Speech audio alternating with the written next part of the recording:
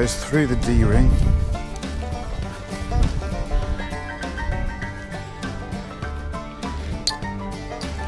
And then the ratchet goes through the tail. Just allow that to pass through the D-ring. We're going to take the tail and we're going to thread it through the ratchet. So we're going to go like that, and then over or under, it doesn't really matter. And I'm going to pull out all the slack. And then we want to make sure that the ratchet is in fully closed position so that this bar sits behind the little nick.